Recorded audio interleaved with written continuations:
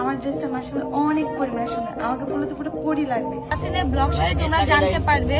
আর আমরা কিন্তু আছি আমাদের গ্রামের বাড়ির একদমই কাছাকাছি, মানে গড়িয়াপুরি বাস স্ট্যান্ডে। যারা বলতেছেন যে ও শুধু গার্লস বলছে, তারা কি চোখ কি ভাই আকাশে নাকি? তুমি তো আমাকে মাত্র 10 লাখ টাকা কাবিন আমরা দিয়ে দিয়ে করছো। হ্যাঁ, চিটাগাং বাসে কত পরিমাণে লাকি যে এত সুন্দর একটা শহরে তারা থাকে। দিল্লিটা আজকে আমাদের আর জানি আল্লাহ অনেকগুলো বাচ্চা দেয়, 10-12টা নিচে বাচ্চাই না।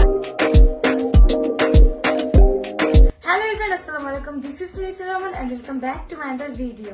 আজকে আমরা যাচ্ছি ঢাকার বাইরে। আর কোথায় যাচ্ছি আমি ফুল ডিটেলস আসলে কিছুই জানি না। আমাদের প্ল্যানই হয়েছে কালকে রাত্রে, আর আজকে আমরা চলে যাচ্ছি ঢাকার বাইরে।